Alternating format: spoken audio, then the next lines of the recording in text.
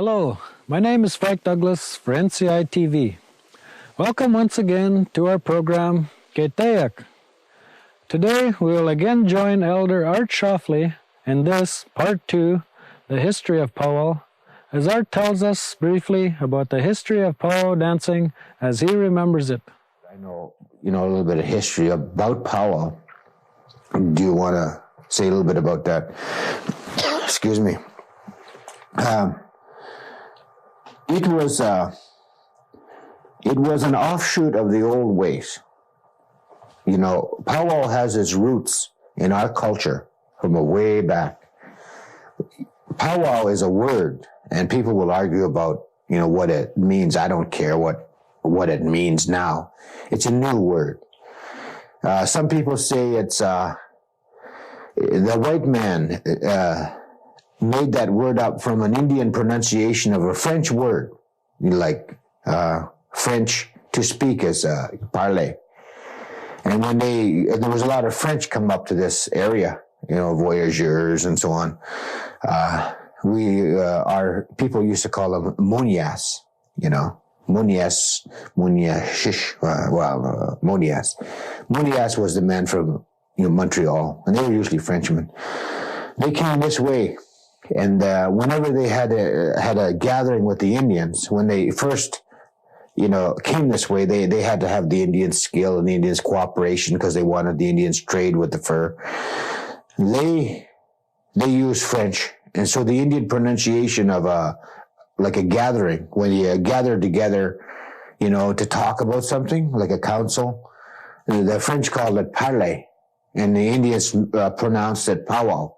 I don't know if that's true or not, but that's one version. The other says that it comes from a Assiniboine word, powwow, meanings to dance or whatever. But I don't know exactly about that. It doesn't matter. One thing I know is that it's from our old traditional ways. It evolved from them. Okay, the ceremonies were what I was very interested in, and some of them have faded out, but some still remain. And I'll just name a few, and you probably heard about them yourselves.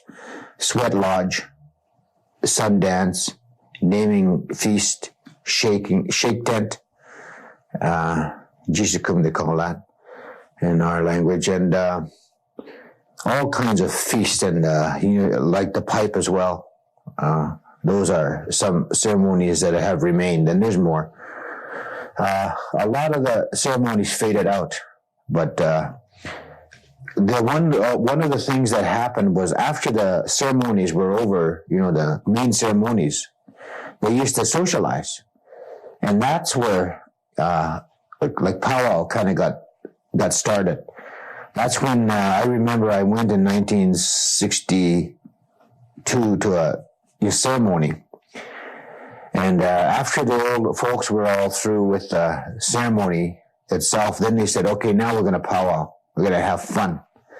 And we put on our outfits, our whatever outfits that we had there. Some were grass dance, some were traditional warrior dance, and whatever you belong to, then that's you wore those kind of clothes, and you participated. Powwow songs are special songs. They're not, some of them have a relation to ceremonies, but they're sort of in a class by themselves. The drum comes from old-time ceremonial ways, but now when they use it in like the powwow circle, they have powwow songs, which are kind of like social songs, and they have many kinds of those songs. But anyway, when I first started powwow way back when, they were small scale. There were a few, larger ones, but most of them were tiny, fairly small. And it was just beginning to catch on then. There was lots of powwows, but they were small. And then what did they started with the they call it that, pan-Indian movement, when Indians started to mix up like among each other and visit each other's reserves and so on. They didn't allow that for years, but after they started to travel from reserve to reserve and so on, that's when it got strong. Powwow got strong. And certain reserves started hosting powwows. I remember some of the first ones in this area was Saskatchewan, Fort Capel. That was one of the first big powwows. And then others gradually over the years formed, and there's a few down in the U.S. are older, but some faded out in certain areas. But it grew, and it was a good like social interaction. Ojibways went to Sioux reserves, Crees went to Ojibwe reserves, and they socialized that way through the powwow.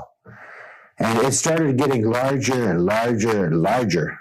And now you should see some of the powwows. Well, when you come to our powwow, you're going to see a big powwow. It's going to be a big one in June.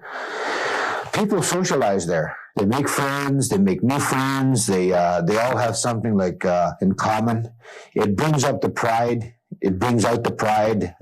Maybe some young people just like me didn't know anything about the Indian ways will see that powwow and it'll move something inside of them. They'll hear the drum, the one here. They'll hear the drum beat, and that might just wake up their Indian spirit, I call it, their pride. We don't know. We hope so, but it's a way to make friends. Now, when it was small, they used to have contests just among themselves, just among the visitors. Let's see who's all here. Let's see who's the best dancer, And it would be just a fun thing. And they'd sing, and then people would get up and they'd, go out there and they'd dance, and then people would enjoy it. They'd have fun. They'd give out little prizes, Not much in those days, a blanket maybe, or sometimes just some food, or just some little gift. That's how it started. Now it's big. And we have two, styles of powwows. One is called traditional powwow, and that's where there's no contest, and it's kind of relaxed. And some people like that, and it's nice. You go there and it's sort of laid back. They have the raising the flag and they honor the veterans. They do some of the things that they do at the others, and they socialize a lot more there, and it's kind of an easy, relaxed atmosphere. Competition powwow, different. That's where you compete for prize money, big money. Our powwow is going to have first prize of $1,500, like in each of the adult categories. So people are going to be competing. Competition powwow brings up the skill of the dancers, brings up the skill level. Really influences skill level, because people practice, they work out, their outfits, their regalia. You'll see some beautiful regalia at the powwows. Well, this is what competition helps to, bring that out. People are going to want their, best outfits when they get out there competing for that big prize money. And they're going to be representing their tribes and their families and so on. So they want to look good, and they feel good. And so that has a way to bring out the pride. Competition has drawbacks, somebody's going to lose, but anyway, it's a way to bring up the skill level from, lower to higher. And it's really flashy. It's really attractive. You'll see beautiful outfits there. And that's how it, people work on them, and they're I guess in the white man's way, they cost a lot. But we don't look at that so much. We look at what it means to us, Anyway, one of the things about powwow is the drums. That's the heartbeat of the powwow, is the drums. And without them, we don't have a powwow. So that's a special feature about powwow, are the singers and the drum. Sometimes they they have a name for their group, for their singing group. Usually, sometimes they just gather up a bunch of friends and sit at a drum. But I've seen this grow too since I started the powwow. The quality of the like singing has improved, so much. My young boy and his friends, they're getting to be good singers. Lots of youth entering, lots of kids entering, So anybody who's into the powwow circuit doesn't have a problem with identity, and usually the youth that are in that kind of thing, they'll get into trouble. I'm not saying that they're all saints or anything, but you don't find as much problem as among youth that are in the powwow circuit. They compete and they dance and they learn respect for one another and so on. And sometimes I feel a little bit hurt when I hear other Indians criticizing us because we're trying to follow our Indian ways, And sometimes I feel a little hurt when they make fun of it, but I don't let it bother me. I know what it's given to me. I know what it's given to my family. I know how it's helped me. So I love powwow. I love to dance powwow. I love to be there. That's where I see my friends. That's where I see who survived the winter, and my friends are special. It's nice to see them, and I travel a lot. So I have a lot of friends. So that's what it's given to me. It's given me a lot of friends. It's given me a bigger family. I belong in there, and people know me, and I know them. And we're not ashamed of ourselves in that big, setting.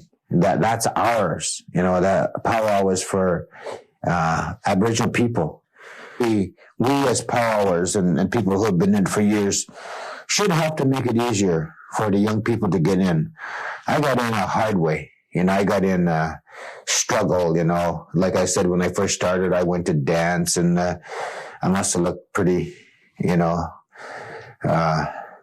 don't know, kind of funny, I guess, a little outfit, and I didn't know what to do.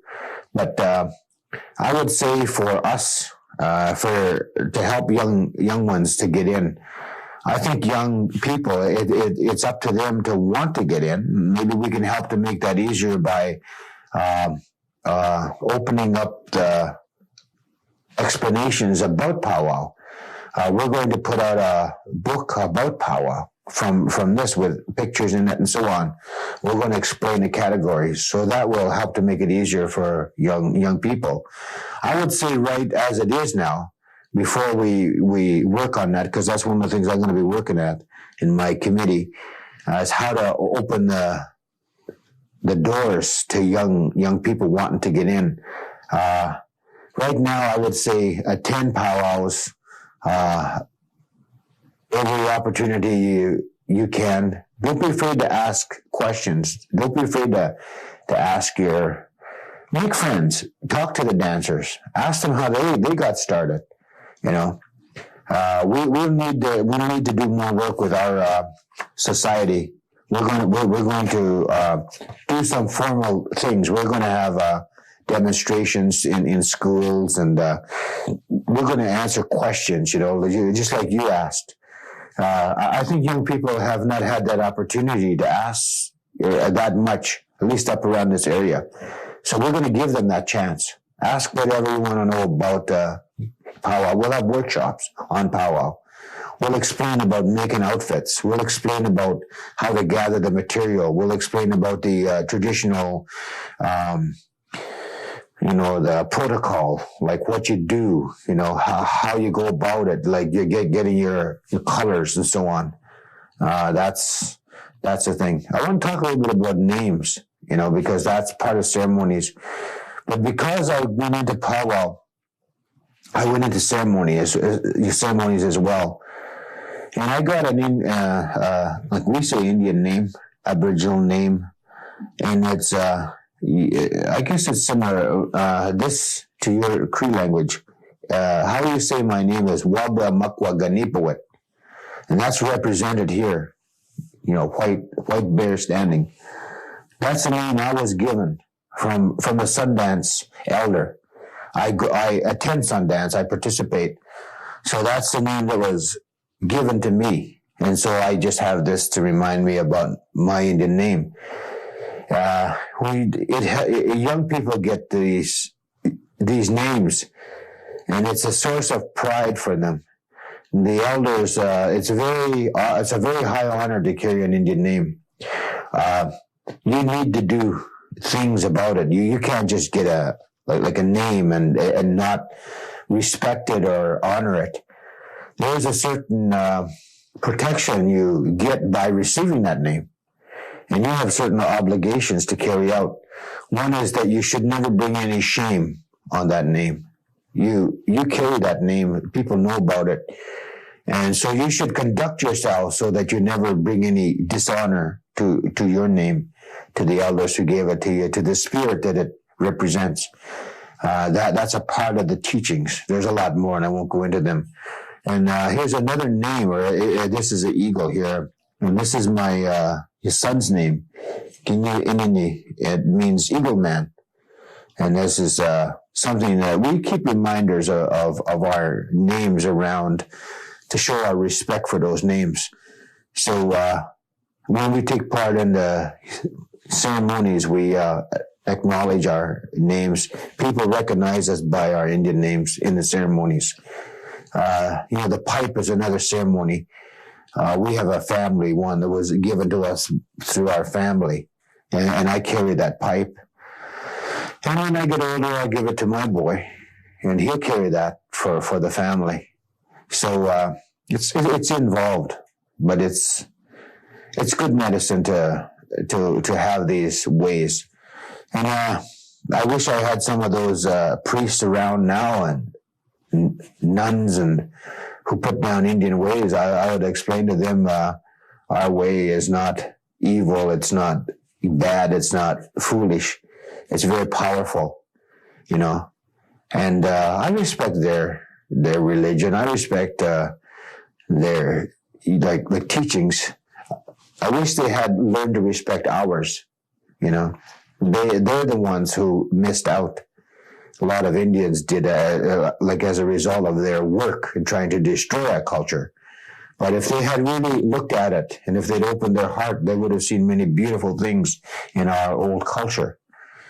So that's just the way things happen. But we have to, accept life as it unfolds. But it's good to be Indian. It's beautiful to be Aboriginal in this day and age, and I think we got quite a bit to look forward to. I think we're going to be we have a beautiful future ahead of us. You mentioned the drum, and before I leave, I want to sing a song. It's a little prayer song, and I get asked to do this. This is bear paw on there. Stylized bear paw. I'm going to sing a little song that has to do with, it's for the people in the North, whoever might see this. It's a little, prayer I offer you for your life, that you have good life, that you be strong, and that you be happy, and that you are able to look back on your old people, the ones who were before you there, and value what they gave us, because they gave us something. They survived all that hardship, and they give us an opportunity to live. So I'm going to dedicate it to the old ones who went before us. This song is to do with the bear.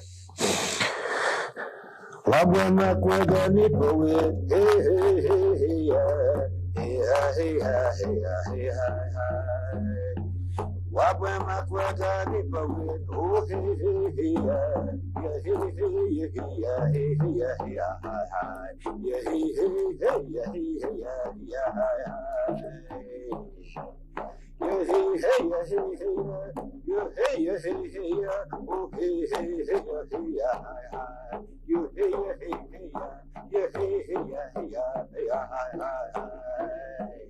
Abwe makwega nipa we, oh hey hey ya hey ya hey hey hey ya hey ya hey hey ya hey ya ya hey hey ya hey hey ya hey ya hi hi.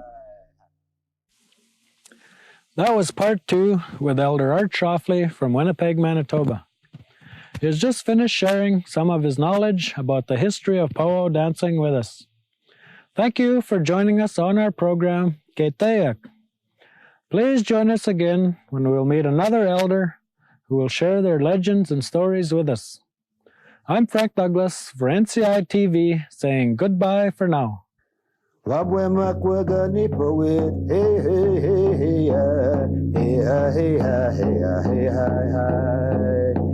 Wabwe makwega nipa wit, oh hey hey hey ya, yeah hey hey yeah hey ya hey hey ya hey ha hi hi, yeah hey hey hey yeah hey hey ya yeah hi hi. Yeah hey hey yeah hey hey ya, yeah hey yeah hey hey ya, oh hey hey hey yeah hey ya hi hi. You hey ya hey hey ya, you hey hey ya hey